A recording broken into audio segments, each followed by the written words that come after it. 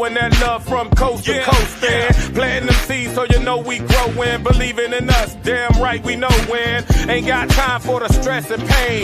No time for hate, no time for games. Time to take it up, take it up. We gon' take it up. Hey. Real talk for real life.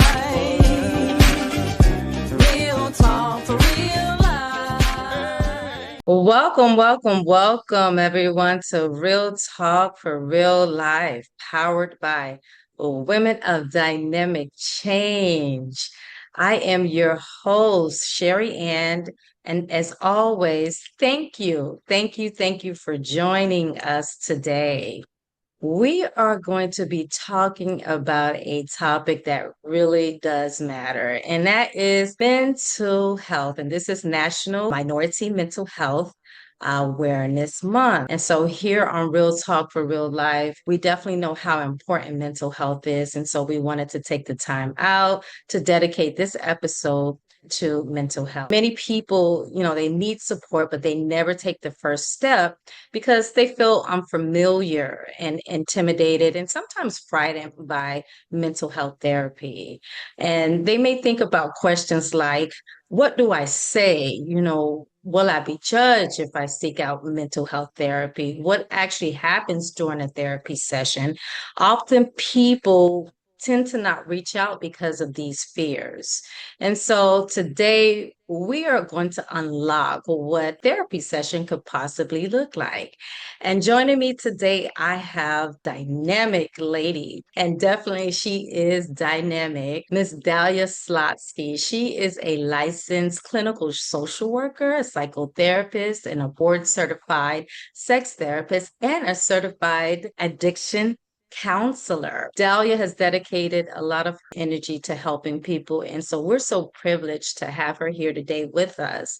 And so Dahlia, I would love for you to let the world know how amazing you are and what took you and what, made you want to go into helping people and get into the mental health field. Thank you, Sherry. And the feeling is incredibly mutual. I think it was just something I ended up in.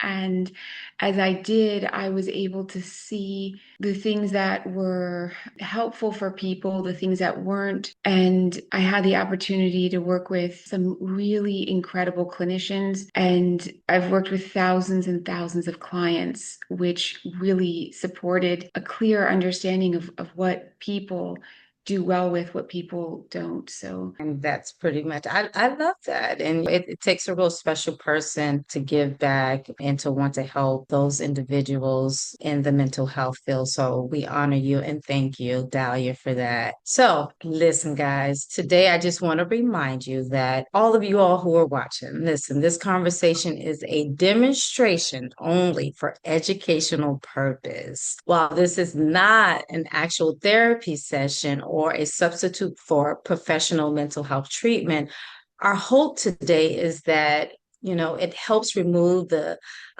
fear and the stigma around seeking out mental health therapy. So today we're inviting you into the therapy room. So let's begin.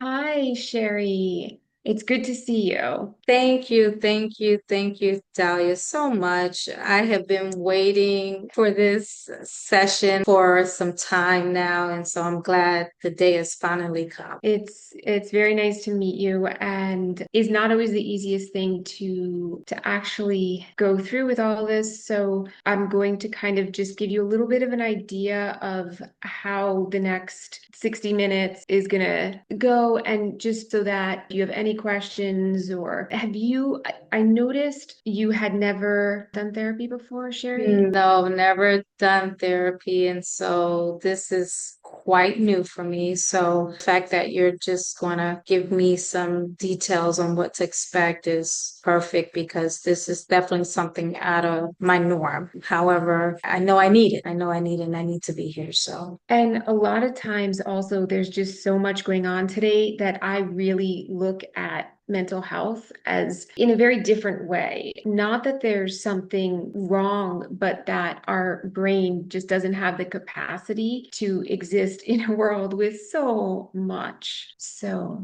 that's really one of the reasons why I'm here because life is starting to feel so very heavy for me with everything that I have going on. And it's just been a constant on the go hustle and bustle. And now I'm just really wanting to find some ways to slow down. So that's why I'm here. So I'm just going to ask you some questions and thank you for filling out the intake. I appreciate it. And there's some questions that I'm going to ask you, and I'm also going to let you know if there's anything that you don't feel comfortable with, just let me know. And the other thing I wanted to mention is that speaking about stuff that we have maybe not really brought up prior, just because it's kind of just been kept in, it can be hard sometimes to talk about. And so if there is anything that I want to kind of like ask you a bit more about, or you begin to kind of talk about, I want to always make sure that we have the appropriate time,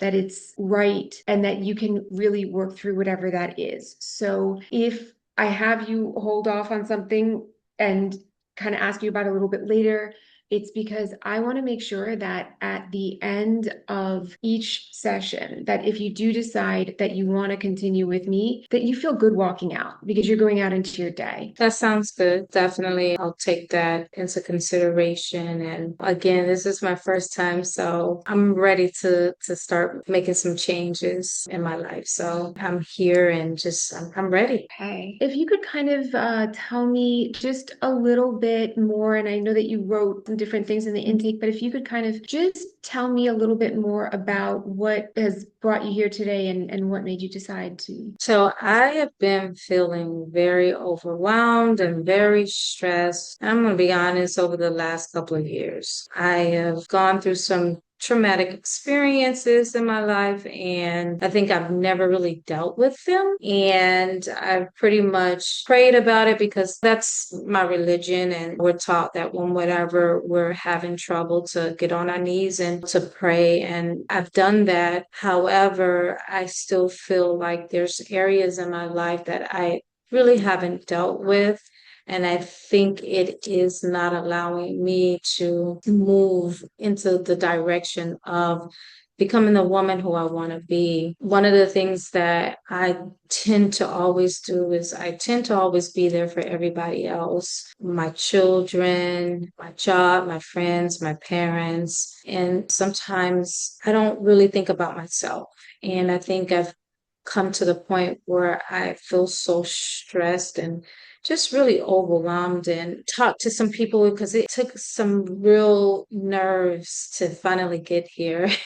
When I talked to friends about therapy, they were like, oh my God, you don't need therapy, girl, you got it all together. And that's just what it looks like. It looks like I have it all together. But when I go home and behind closed doors, I'm just feeling like my needs are not being met, and I just feel like they're for everybody else, but I'm just not doing what I need to do for myself, for my own sanity, for my own mental health. A couple years back, I lost someone who was very, very close to me during a time where we all were isolated, and this was back in 2020. And I think that experience of not being able to be around people and having to be so cautious, I think that really started all of this for me. Well, because of the person who I lost, and it really changed the whole landscape of my life. It really did. And so I've been on the go since that. And I think a lot of times when I think about it, I try to be there for everyone else so that sometimes I don't have to think about the loss. I don't know if that makes sense to you. And so I keep myself really, really, really, really busy. But now I'm experiencing the feeling of just of heaviness, like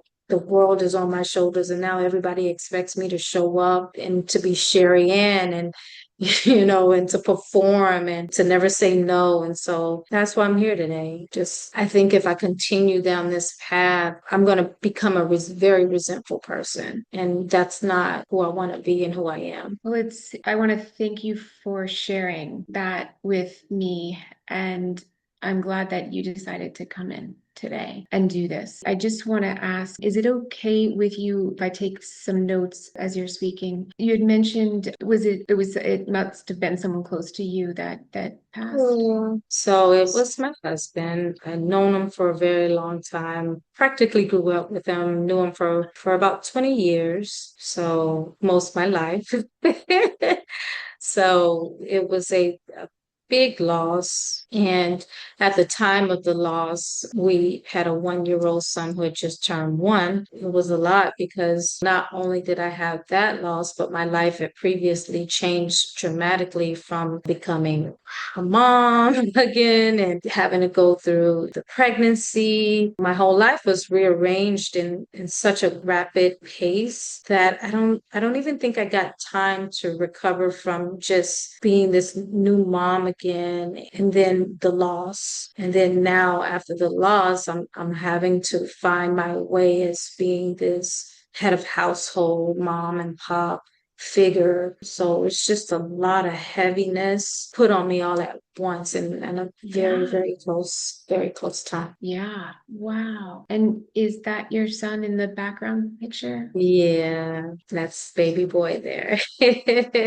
Wow. So it sounds like not only did everything change, but then you had to kind of like figure out how to change yourself as well. Everything changed so quickly.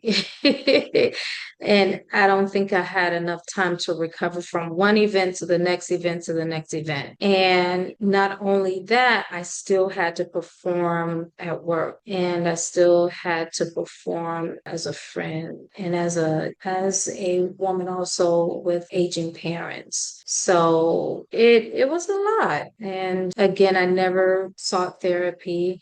I didn't think I needed it, but I know at one point I was really not taking care of myself the way that I should. So that's a little bit about what has transpired over the last couple of years for me. And so now I feel like I really didn't get to grieve in the way that I wanted to. Yeah. So Yeah. When you're going through something like that, I mean, it's in that place exactly what you said, there's no space to breathe. And so you're just trying to figure out what the next thing to do is. And you did that. That is the only way to do that. So you can really give yourself a lot of credit because that's how you stay resilient. That's how you stay in one piece, we'll say. And this piece now here is going to be about building yourself back. yeah, that sounds good because I feel like I've lost myself and what I needed to be for everyone else, but I lost a piece of what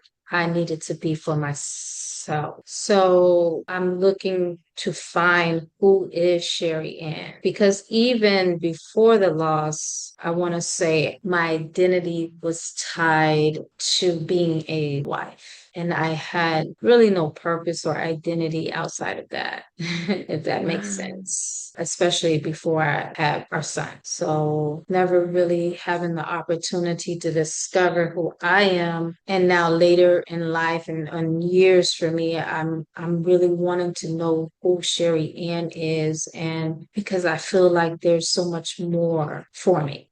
I want to ask you about the more, but before I do, I think it would probably be helpful just possibly just to kind of take a few deep breaths and just give a lot of appreciation back to yourself because you did a lot, it sounds like. So maybe just taking a few deep breaths in through your nose and just out through your mouth.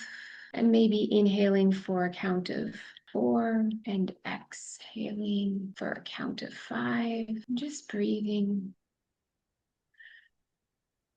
And as you breathe, the mind and the body can kind of just be and just releasing. And as you breathe, as you inhale, oxygen streaming in. As you exhale, dioxide out. Inhaling oxygen, moving, shifting for your cells. Exhaling dioxide, just beginning to release some of the stress or release some of that which you've been having to hold, because that's a lot, even though you're incredibly strong. And just coming back to the here and the now, but when you open your eyes, go ahead and just saying the date. And before you do that, knowing that as you say the date, your mind and your body subconscious can catch up just a little bit more with ease and just feel even more how much you've done to be even still more proud of yourself. You said something in regards to being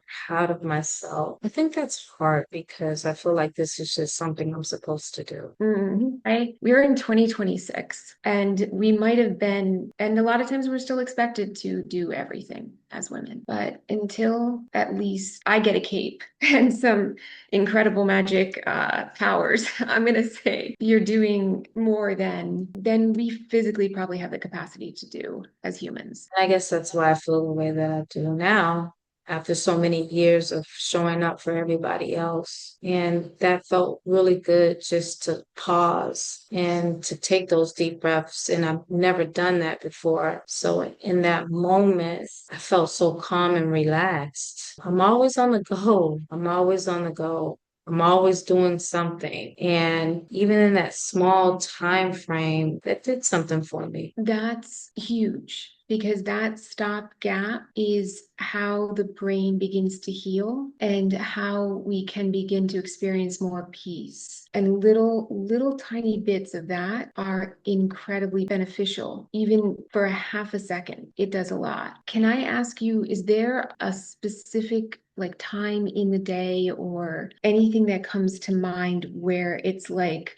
if we're on a scale of 1 to 10, it's like and 10 super stressful, that it's super stressful for you, whether it's like something, any area, it could just even be talking to someone. Like, are there certain things that kind of just feel like just you don't want to do? I can definitely answer the time where it feels the heaviest for me, I would say is in the morning. Getting up in the morning, knowing that I gotta go to work, knowing that I gotta get my son ready for school, even knowing that I have to be at work and how stressful my job is. I sometimes feel so much anxiety with that. And I think that is for me the most stressful part of my day because again I have to meet the demands for getting my son ready and getting him off to school and then me getting to work and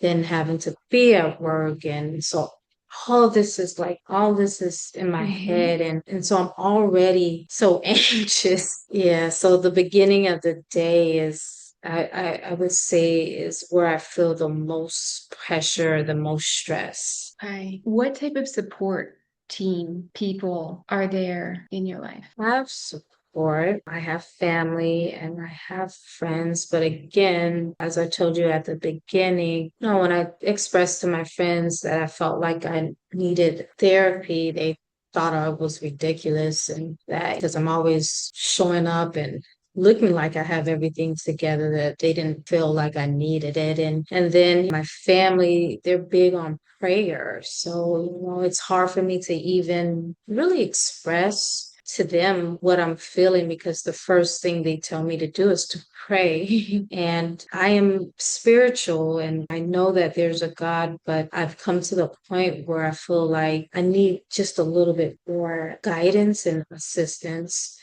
So again, going back to the question, have family, have friends, but I just don't think they get it. And that makes sense because sometimes when it sounds like you are an incredibly high functioning person and realizing that sometimes speaking to people, they might have their own way of doing it, thinking about it, and then it kind of can sometimes like feel not as, and prayer is amazing. And there's also a lot of other helpful things that the subconscious is responsible for so much of everything we do. And so a lot of it is working with, and not like, we're not going to do like it's subconscious is responsible for over 90% of our thoughts, our feelings, our emotions. And so you want to feel better. And you're doing as much as you can, likely too much, and it's still not feeling better. And so that's what we do, is through kind of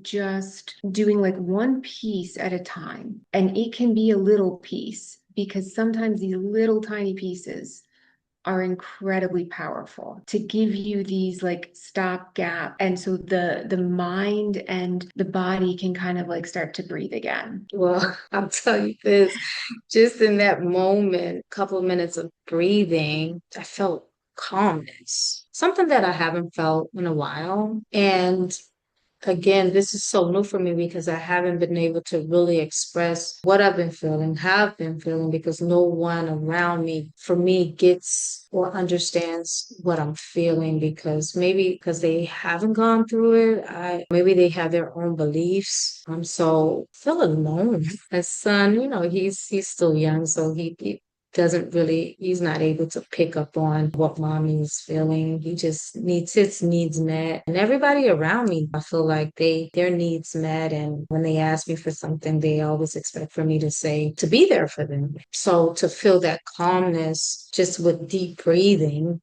it's quite different for me. Good, good. It's helpful a lot of times to, anytime that we meet with someone and there is like even a little bit of support, it does so much for us, because that's how humans work. The power of the group, the power of of help, of assistance, not because there's pathology, not because there's disorder, but because, Sherry, there's no way that you could do even if you didn't go through all of that. There's just too much going on unless we cloned you. And we're not going to be doing that. So what we're going to need to do is kind of just get a little bit more space in there. And sometimes even having the space of 55 minutes, 60 minutes a week. And you might notice during that time that your phone is going crazy. It's like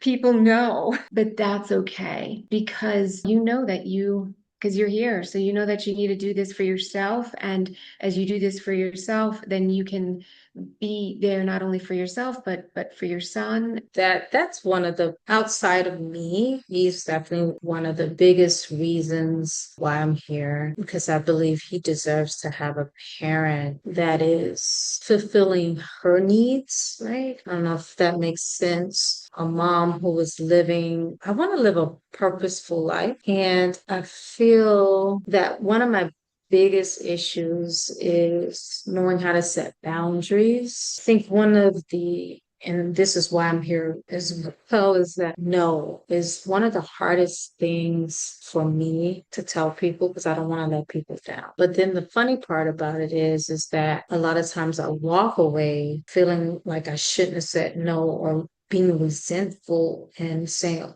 oh my God, why did I say yes to this when my heart really was telling me no? Or I should say my mind. My heart is always telling me yes, because I'm just, I'm one of those people that wants to be able to be the all in all for everybody, telling them no, and I'm saying yes, and then I walk away resentful. And I feel all of that is just, it's taken a lot away from me, especially as a parent to him as well, because there's times where I should be there for him, and taking him to the park or doing things for him, and I'm doing things for everybody else. And then again, I'm not even doing things for myself. I hear this all the time where people say, well, you can't pour from an empty cup. I don't even know what the heck that means. Like, Yeah. because for me, I feel like I'm always pouring from an empty cup. Uh-huh. My cup is never full. Come live my Yeah. life, and you'll see I don't have time to pour back into myself. What is that? That's where I'm at. Well, a lot of what I use a lot of we'll say like mind body hacks, tools, tricks to remember all of the stuff, but a lot of what I do is boundaries with people. It's really less about like the mental health, the disorder, as it is just about setting boundaries because today our boundaries are invisible. Like, where does the boundary, like, there's no, so we have to bring those in because otherwise there's no peace. Oh, Um, God. Yeah, peace. I'd love to know what that is. So I'll tell you this, and I know I talked to you about really not having my own identity before all of this took place over the last couple of years, the changes in my life. Tell you, I did have peace some time ago. And that's because I didn't have much worries. And so when your life changes and it's no longer the same, for me at least, I felt like I'm so far away from peace, so far away from it because my mind is always racing and thinking. mhm. And so that's one of the reasons why I keep myself busy. Then it's like I'm sweeping everything underneath the rug. And at some point I know it's gonna resurface. And so I think what I can say about myself is where I will applaud myself is that I'm becoming more aware Mhm. of my needs now and my wants. That's incredible. And I really want like you to let it kind of sink in because a lot of people don't come in, a lot of people don't acknowledge or have that awareness. I want to say it's never too late, but when I say too late, things are so out of control that there's serious repercussions. And so doing this at the point that you're doing it is the very best thing that you could do. And it's not easy. It's not easy to open up. No, it's not because it's not something that I was taught, especially in my culture. I remember being a little girl and always being told whatever goes on in this household stays in the household. And, we couldn't tell people, anything that was going on in our house. And so that always just kind of made me feel like I just have to be strong and I had to just deal with it. Just deal with whatever it is that's going on. And not saying that I can't handle it, I can handle things, but I'm tired of handling. Yes. And there's a lot that you're handling.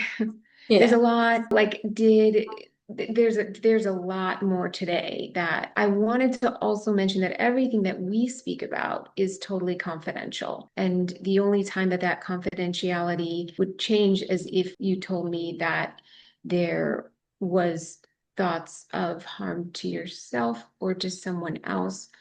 Other than that, and even with that, we're going to talk about. Haven't gotten to that point, so I'm glad that I'm here, becoming aware that I need help. I do. I do need help. In those moments where everything finally quiets and my son's sleeping, I'm in the room and find myself crying and just not very happy. I know everything looks good on the outside and it may seem like I have great life outside of the things that I've gone through, but just still feeling empty and again, that peace that I so desire, I just haven't quite grasped it yet. That makes sense. And I'm going to kind of, if it's okay with you, kind of give you a better idea of what I'm thinking, what would be helpful, because it's hard to even know where to start when it's us. Maybe even if we can like shift the word from like help to support, because you're doing an incredible job of everything that you're doing, and everybody needs support and unbiased support so that you can just like say what is being felt. Support sounds really good right now. My biggest thing is once I walk away from this session, will I allow myself to be supported? Because again, we're reverting back to who I've been, the strong person, the strong woman, the woman that shows up for everybody else. So that might be something that I am going to have to slowly break myself out of so that I can allow support to be there for me. Yeah, I know that just have a few more minutes. And I know it's a lot. And I've done this before, so I know this is not easy. And I give you a lot of credit and I thank you. But I'm not letting you leave like that, okay? We're gonna feel a little bit better before we leave because Okay. that's something important for me. So what I'm seeing, and you can take your time to think how this felt if you want to move forward, but I would like to tell you kind of like what I'm thinking because that's what I do at the end to give you a little bit of an idea. You've been through a lot and no chance to, like, as you said, breathe in any capacity. So what I'm seeing, and it's hard because we want to be this person that we were, and you are this like incredible female who is doing all these different things, and you're a professional and you're a mom, and healing through the past and all these different things. The way that I look at this is like step by step and really on a science, and I look at things in like a very in an order that makes the most sense. So if we take Sherry, and Sherry is incredible, right? First, we're going to kind of just get you a little more space. And we're going to do that. If you're interested in moving forward, what I would want to do is give you each time that we meet, like one little thing. And I might just say, like, could we try out just one phrase the next week when someone asks you to do something, instead of saying yes, no, just saying, let me get back to you. I'd love, it sounds great. Let me get back to you. Like, so something like that. That's actually a really, really big one. That's pretty big, but it might be taking 10 deep breaths once a day. But these different things that we're going to do, it's going to just each week, we might do the same thing for 3 weeks in a row. But what you're going to start noticing is that you are going to start feeling better. So once you start feeling better and literally like you feel more energy, because there's so many pieces that come into play with this, eating and not just going to the next thing without eat. So making sure that you're drinking water, all these different things of like taking care of self. So little by little, one step at a time. And you can be real with me. You might say, look, Dahlia, I had a week, okay? I'm not doing anything. And I'm gonna say, that's just fine. It's okay to say that. Yes. Okay. I like what you said about because I'm such a quick responder. So yes, it just automatically flows off my tongue. And so I like that phrase of me saying, let me get back with you. That might be something that I can take out of here today and start to practice. Don't know how successful I'll be, but And if it's hard, mhm, mhm, sometimes people find they're like, but I need to get like it's hard in the beginning. And you might even find you want to write it out. Like, should I plan the church pastry with so and so?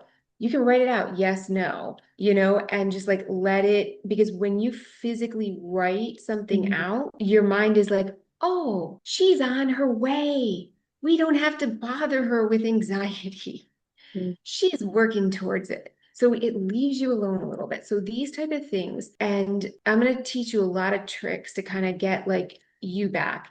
And as mhm. you're getting you back and you're feeling more energy and you're not giving it away.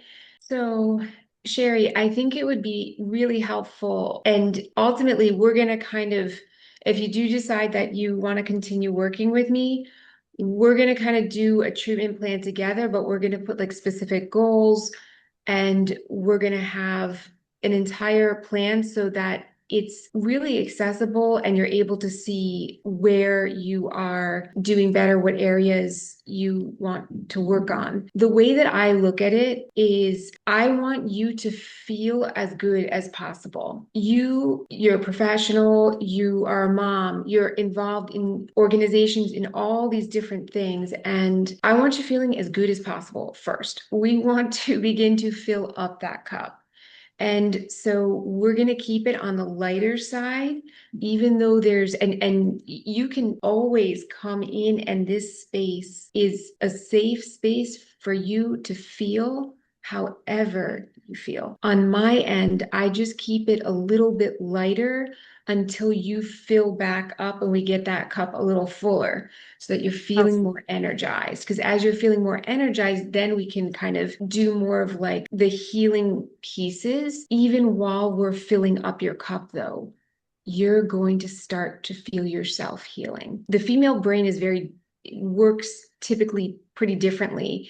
And so going through something, the female brain really is structured to threat detection. And so that's why these little tiny pieces, these like micro, even if it's for a half a second that we can get you, that's going to feel better. That sounds like a good plan. Definitely interested in furthering and just coming into the person who I want to become for myself, most important, definitely for my son. I think this is what I need for me right now in this season. Yes. And the only reason I didn't address that more is because like when your cup is empty, it is hard to figure out like anything. As a nurse, it's like if vitals or so we need to get like Yes. we need to get like the vitals back. Naturally, organically, pieces are going to start coming in. The first thing so you can either feel comfortable to think about it, or if you want to schedule, we can schedule now. Okay. You can schedule on the whatever you prefer. Okay, that sounds good. I can definitely schedule on your website. And again, like I said, I feel like this is what I need right now. So definitely it's not a decision on whether or not I'm going to continue. It's just now just making the date for the next session. That's great. And I know it's not easy because I've done this, and we're still going to try to make it as doable as possible. And when you come out of the session, that you can kind of go about your day, and we'll go through all that. Yeah. But congratulations on Thank the you. hardest part. Thank you. It's done. I feel so good. I haven't been able to like really say that in a very long time. So thank you. Thank you. I look forward to All seeing right. you soon. Take Yes, care. definitely. So I'll be making my appointment. Thank you so much, Dahlia. Take care. Well, Dahlia, I really want to thank you for taking the time to walk us through what a therapy session can actually look like.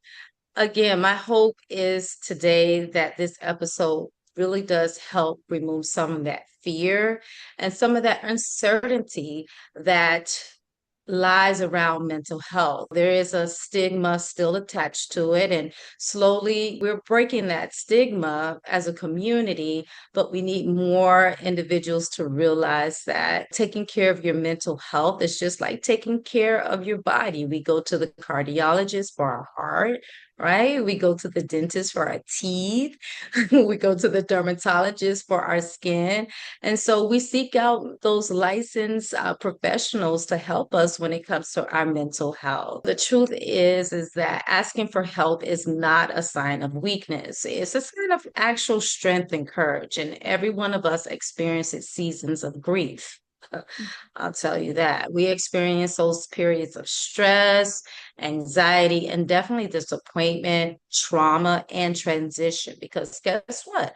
Life is always changing, right? And so with those changes, sometimes, so it's hard to adapt. And so we need just a little extra help to help us be able to navigate those changes of life. So one of the things I want you to know is that you don't have to carry those burdens alone. You really don't. Therapy is not about telling you what to do, but it is creating that safe space where you feel you can trust your therapist enough to talk to them about the concerns and the challenges and even the wins, because sometimes the wins can change our lives in ways that we never knew they could. And so today, I hope that that session is just an eye opener for you all to say, hey, maybe this is something that I can consider, maybe not now, maybe in the long run, but it is something that you're considering if you are in a place where you feel like you need mental health therapy. And so before we close today, I really want to ask Miss Dahlia a question in regards to for that individual who is contemplating seeking out a licensed professional for mental health therapy and they are on the fence about it, Dahlia, what would you say to them, to that person, if they came to you and say, I'm not too sure about this? I would first say that I was glad that they were there because it's challenging. It makes a lot of sense. Today, therapy, and I'm going to say mental health and behavioral health, is very different than what it was 20 years ago, 10 years ago. We are at a very different state as a society. We are expected to be on all the time, and the human mind does not have that capacity to be able to text back, to be able to like something, to be able to comment on something, and also then to be a good friend, a good mother, a good teacher, a good whatever it is that your profession is, a good nurse, an incredible nurse. And it's too much.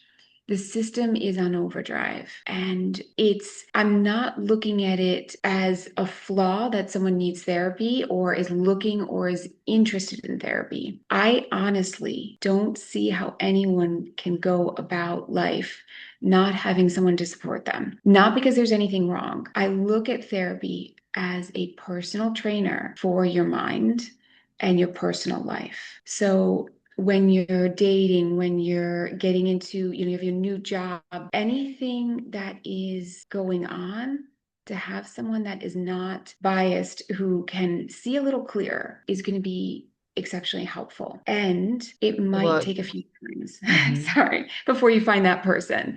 So if you don't like that therapist, just like you do in dating, next. I love that, Dahlia, not to cut you off, but that is true because I know in the session I portrayed as a woman who had never had therapy, but in reality, speaking of Sherry Ann, the real Sherry Ann, I have had therapy several times in my life, and I've had to, do that next and find the Mhm. next and find the next one until I found the one who I felt was as perfect for me as possible. And so I'm glad that you say that because that is one of the things that I do hear a lot. Oh, I have a mental health therapist, but they just don't understand me or they just can't relate to me. So by you saying this, it's a eye opener that look, it's not going to be a one size fits all when it comes to therapists. And so take the time out. If this particular therapist that you may be with today is not for you, then there's options. You have options. There's so many wonderful people in the mental health field that you could choose from. So thank you for bringing up that very valid point, Dahlia. And in regards to the different hats that we are wearing, especially as women, the mom. We're carrying the role of the caretaker. We're carrying the role of maybe you may have to take care of your aging parents or taking care of your spouse and having to work or maybe becoming an entrepreneur. Those are so many different roles that we're playing that it's almost impossible, again, to not need or seek support. And that's just coming from a woman who has experienced all of this, right? Dahlia, I don't think I would not be the woman who you see today if I Mhm. didn't reach out for support, whether it be with a licensed professional person in the therapy, mental health therapy arena. I just know I needed that extra support, unbiased support that I couldn't get from maybe a friend or my mom. And so it was just refreshing to be able to come to someone and that they can, help guide me. I'll say that and help me navigate the so many changes that I was experiencing in life. So, And again, I am still going to say that I think everyone would benefit. I look at mental health, behavioral health as more of like an assistant that is there to just even give you some space to look at your life. okay. But what I would say is that as we don't see it, we might not see it, but is your friend, your sister, your mom, who in your life is saying, you gotta talk to someone, or like, that's a little much. And that's okay. It doesn't mean that you are too much. We've all been there. I think it's beneficial for everyone today. I have people who are Okay. incredible. And a lot of the time I'm like, you did that so well. I learned from them, but they need that space. to reflect. I agree. Giving that space allows you to be able to really reflect and really think about what it is that's going on in your life. And I call it the pause, taking that moment to pause, right? That safe space really gives you that. And even in the session, we saw that where I, as the woman in the session, was able to discover a lot of things about herself that she realized she really needed to continue mental health therapy. So you're right. I love what you say about everyone could benefit from it, no matter if you're having challenging times or not.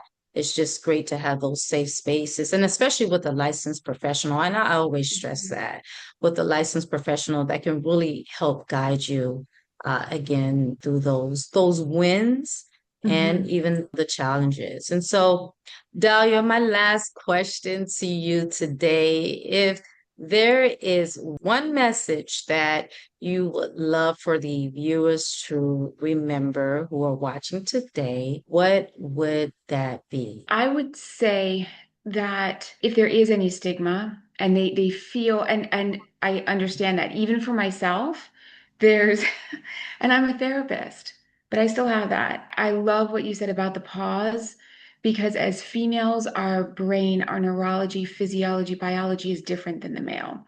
Yes, the male also needs a pause. For females, it's part of our structure, of our physiology, neurology, but we're not giving ourselves that pause. And no one is going to give it, to us. And so because of that, we really need that extra support because when we don't have that pause, we are working on a system, our body, our mind that evolved with time. And it's been exceptionally more challenging for the female, literally the female human to evolve throughout time. And then on top of it, not having that pause will put the female into a state of flight or fight. Mm. And once they're in that state, it's hard to get out. And if you are in that state, that is okay because that's what we're here to do. And we can get you out quickly of that state and teach you techniques and tools. And we can help you so that you learn how to get yourself out of that before there's a difficult time.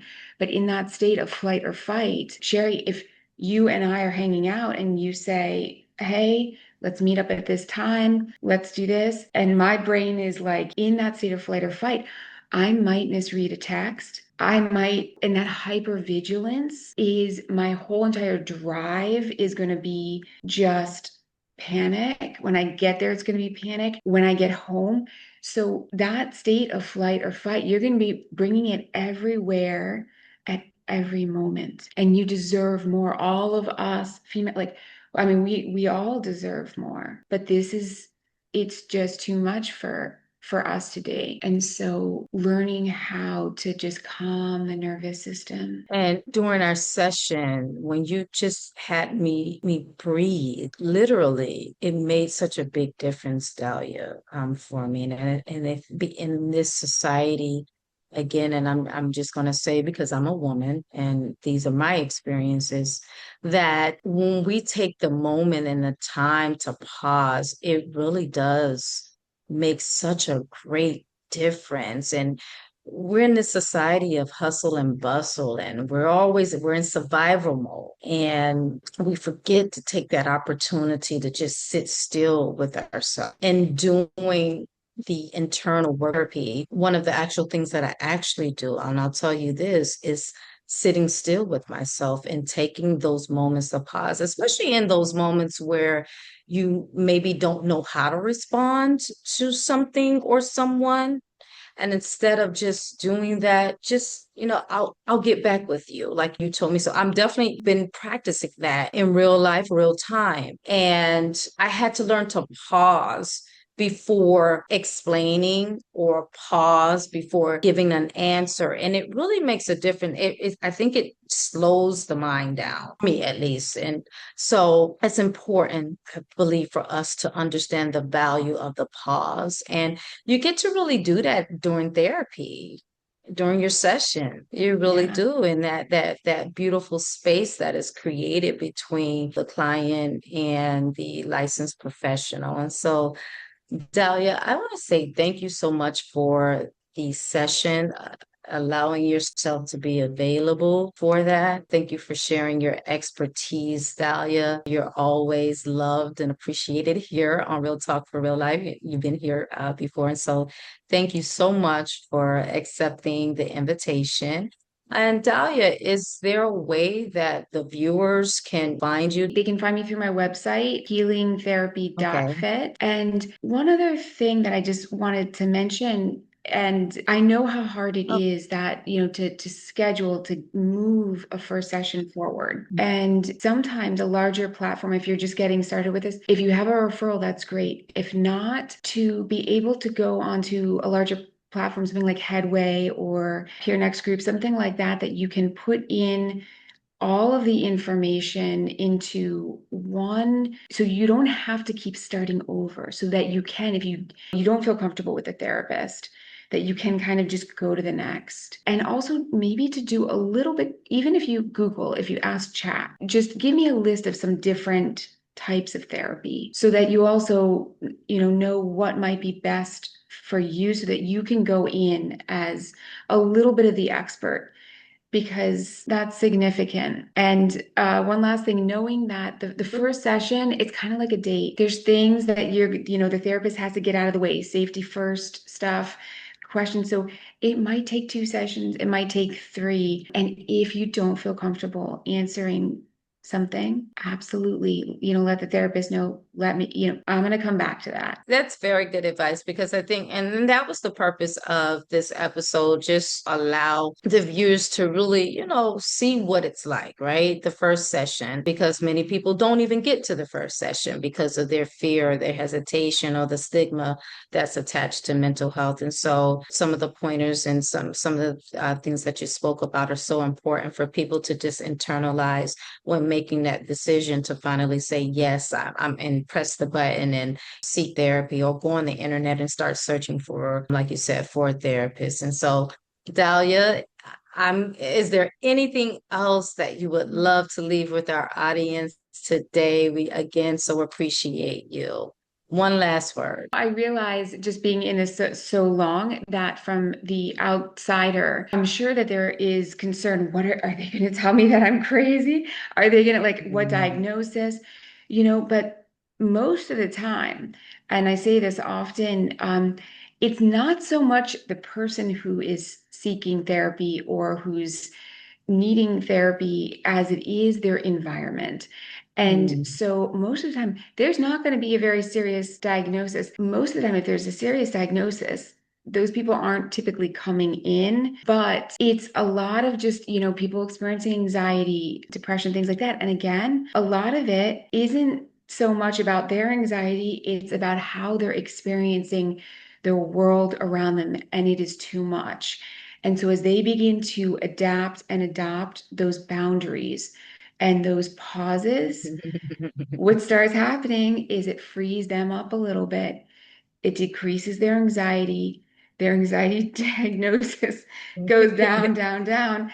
And those people sometimes, whether they stick around or not, but they learn some roles, people around them. So Yeah. So again, it's just really, you have to be open. And I'll say that you have to be open to being open. mhm, And when we think about mental health therapy, I think a lot of times you're right, Dahlia, we think of it in a negative perspective. And it is not just about in those moments where you're having that anxiety, having that depression. You said something that was key, that we really want to get to that individual before they start to experience mhm, those signs of anxiety, depression. And so that's why I do love what you said about mental health is for everyone. It really is. mhm, Mental health is for everyone. And just going back to what I said, we go to particular doctors, those specialists, to take care of our health. And so our mental health is really a part of that too as well. And so again, thank you, Dahlia, for being here today. We're again so appreciative. And so I just want to let the audience know that we appreciate you and thank you for spending your time with us today. And if this conversation encouraged you in any way, please make sure you subscribe to our channel, and share with someone who you think may need this message. Until the next time, ladies, and even those gentlemen who are watching, we want you to know that healing really begins with one conversation, just one conversation. And that could simply be with a licensed professional therapist. So until next time, again, I want you all to keep growing, keep healing, and keep living with purpose. This is Sherry Ann, and you've been watching Real Talk for Real Life, powered by Women of Dynamic Change, a 501c3 nonprofit that it is dedicated to seeing all women reach their full potential. Miss Dahlia Slotsky, thank you so much for joining us today, and we'll see you again, the viewers, next month on Real Talk for Real Life. Bye now.